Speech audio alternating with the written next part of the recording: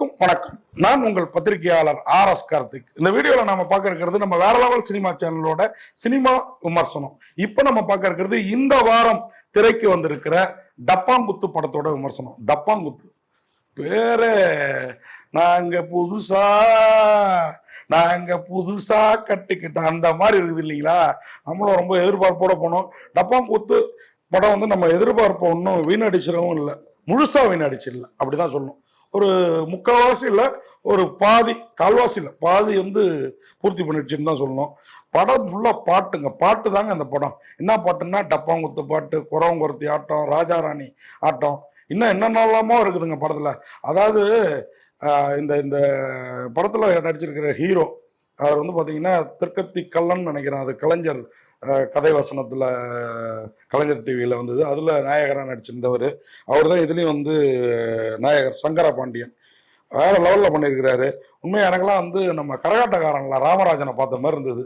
Colour கலராக சட்டையை போட்டு தலைவன் கலக்குவார் இல்லைங்களா?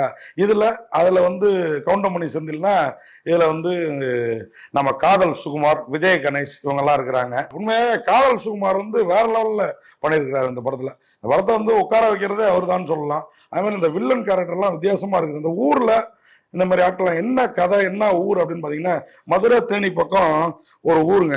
அது ஃபுல்லாக வந்து மதிச்சியம் அப்படிங்கிற ஒரு கிராமம். அந்த ஊர் மொத்தமும் மக்கள் வந்து இந்த மாதிரி டப்பாங்குத்து ஆட்டம், இந்த டான்ஸோட கதை சொல்லுவாங்கல்ல, அந்த மாதிரி நாட்டுப்புற கலை, அந்த மாதிரி கலையில் கைதேர்ந்தவர்கள் எல்லோருமே இந்த வேலையை தான் பார்த்துட்டு இருக்கிறாங்க.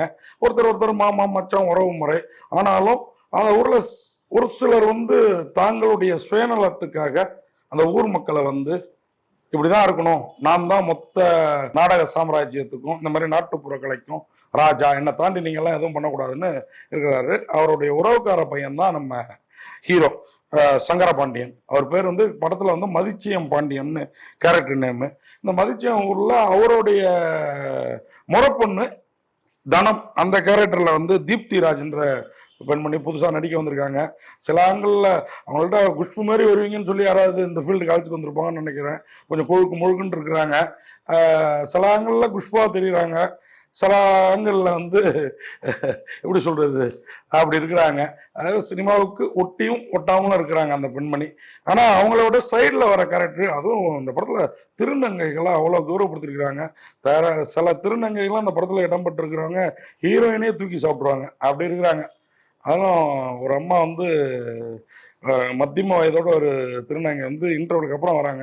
ஜோதிமணிங்கிற ஒரு கேரக்டரில் மிரட்டி இருக்குது அந்த பெண்மணி ஹீரோவுக்கு உதவுற அந்த கேரக்டரில்.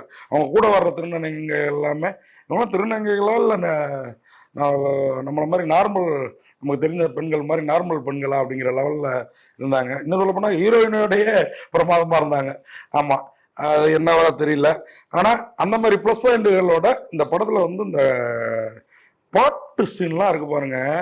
ஓப்பனிங்கே இந்த ஹீரோயின் சடங்கானப்போ ஹீரோ வந்து ஒரு பாட்டு போடுவாருங்க. என்ன பாட்டு அப்படின்னு பார்த்தீங்கன்னா, வடக்க போகும் பச்சைக்கிளி அப்படின்னு நம்ம சுகுமாருக்கு வந்து பச்சைக்கிளி வேஷம் போட்டு காதல் சுகுமாருக்கு செமையா ஒரு பாட்டு. அங்கதான் வில்லன் விஸ்வரூபம் எடுப்பாரு. ஏய் யாரா அவன் சமஞ்ச வீட்டில் வந்து ஒப்பாரி பாடிக்கிட்ட அப்படின்னு. அப்போதான் அந்த பாட்டு வேற லெவலில் இருக்கும். அப்படியே அங்கேருந்தே ஆரம்பிக்கிற அந்த பாடல்கள் வித்தியாசம் வந்து கிளைமாக்ஸ் வரைக்கும். கிளைமாக்ஸே படத்தில் ஒரு பாட்டோட தான் முடிப்பாங்க. பாட்டு பாட்டு பாட்டு, நாட்டுப்புற பாட்டு, குறவங்குறத்தி பாட்டு, தனியா சோலோ பாட்டு, டூயட் பாட்டு எல்லாமே இருக்குது இந்த படத்துல.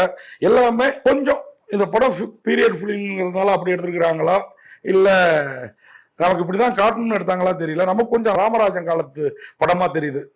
இப்போ என்ன மாதிரி மத்தியம வயதுக்காரர்கள் ரசிக்கலாம். இன்னைக்கு இருக்கிற 2K கிட்ஸ் எந்த அளவுக்கு இந்த படத்தை எடுத்துப்பாங்கிறது நமக்கு தெரியல. அந்த விஷயம் தான் நமக்கு கொஞ்சம் மைனஸா பட்டது.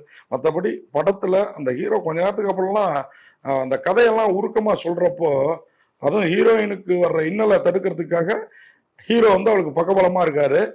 அவளை கல்யாணம் பண்ணிக்கணும்னு ஆசைப்படுறாரு. ஆனா அவளை இவர்கிட்ட இருந்து பிரிச்சு ஒரு பெரிய மனுஷனுக்கு விலை போக வைக்கணும் அப்படின்னு நினைக்கிறாப்புல வில்லன். அவர் ஏன் விலை போக வைக்கிறாருன்னா, இவங்க அம்மாவையும் விலை போக வச்சவர். அந்த மாதிரி விஷயத்துக்காக விலை போக வைக்கல, வேற ஒரு சென்டிமெண்ட்டுக்காக விலை போக வைக்க நினைக்கிறாரு. அப்படி இவ விலை போயிட்டா இவ பெரிய பணக்காரி ஆயிடுவா. அவ அப்படி விலை போகாம இருந்தாதான் நம்ம கூட இருப்பாங்கிறது ஹீரோவோட எண்ணம். அந்த பொண்ணுக்கும் அதான் ஆசை.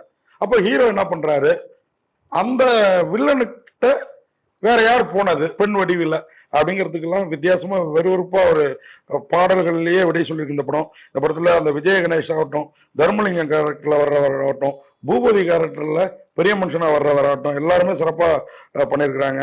அதுவும் இந்த ஹீரோவுக்கு அம்மாவா வர்ற பெண்மணி நம்ம அஜித் ஒரு படத்துல இந்த விசில் அப்படியே வச்சுக்கிட்டே இருப்பாரு, கண்டக்டரா நடிச்சிருப்பாரு, ஒரு ராஜான்னு நினைக்கிறேன் அந்த படம் பேரு. அந்த விசில வச்சுட்டே இருப்பாரு, அதுவா வந்து வாயை கொடுத்து ஊதும் பாருங்க, அந்த பெண்மணி தான் இல்ல அம்மா கேரக்டர். அவங்க டான்ஸரா ஜூனியர் ஆர்டிஸ்டா தெரியல, இந்த அம்மாவா நம்மளை உருக வச்சிடுறாங்க. அங்க வேற மாதிரி அஜித் படத்துல உருக வச்சாங்கன்னா விசில் ஊதி, இங்க வேற மாதிரி உருக வச்சிடுறாங்க. படத்துல வந்து கோடங்கி பாட்டு, அது மாதிரி உடுக்கை அடிச்சுக்கிட்டே ஒரு பாட்டு போடுவார் பேய் ஓட்டுறதுக்கு, சுகுமாரம் இந்த ஹீரோ வேற லெவல்ல இருக்குங்க.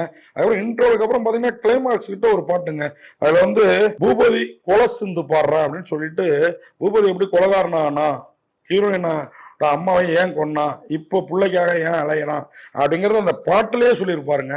அந்த பூவரசி கேரக்டர் யாரு, அது அந்த பூபதி கையில கிடைச்சுதா, அந்த பெண் அவர் கையில கிடைச்ச பிறகு பூபதி என்ன ஆனாருங்கிறதெல்லாம் சூப்பரா சொல்லியிருக்கிறாங்க. ஓடி போன பிள்ளைகளுக்காக இதே மாதிரி அம்மாவை இழந்த இன்னொரு பொண்ணு, இந்த எல்லாத்துக்கும் காரணம் இந்த வில்லன் தர்மலிங்கம் தான். அந்த பொண்ணு எப்படி வந்து ஒரு காப்பகத்தை கட்டுறதுக்கு முயற்சிக்கிறா, அதுக்கு யார் கை கொடுக்குறா அப்படிங்கிறலாம் வித்தியாசமா சொல்லியிருக்கிறாங்க.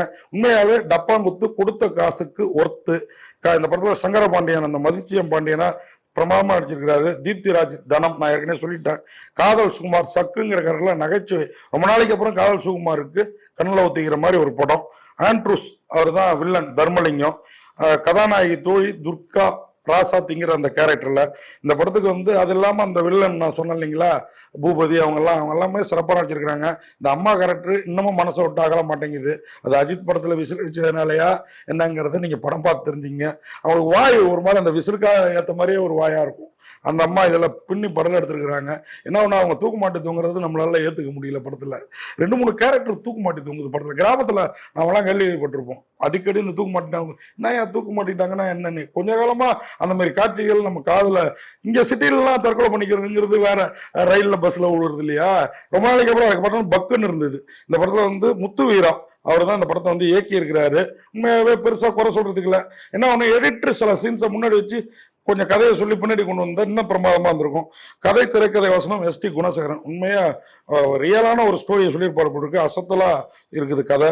அது திரைக்கதையா பண்ணதுல சில பின்னடைவுகள். ராஜா கே பக்தவச்சலம் அவர் தான் ஒளிப்பதிவு இந்த படத்துக்கு, வேற லெவலில் பண்ணியிருக்கிறாரு. சரவணன் அவரும் இசை. இனி நாட்டுப்புற பாடல்கள் அந்த சம்பந்தமான படம்னா அந்த சரவணன் மியூசிக் கூப்பிடலாம். தீனா மாஸ்டரோட நடனம் குறை சொல்றதுக்கே இல்லை. ஆக்ஷன் பிரகாஷோட சண்டை பயிற்சியும் அருமையா இருக்குது. மொத்தத்துல இந்த படத்தை மாடர்ன் டிஜிட்டக் மீடியா LLP வந்து தயாரிச்சிருக்கிறாங்க. உண்மையா படம் மாடர்ன் உலகத்துக்கு ஏற்ற படமா எனக்கு தெரியாது.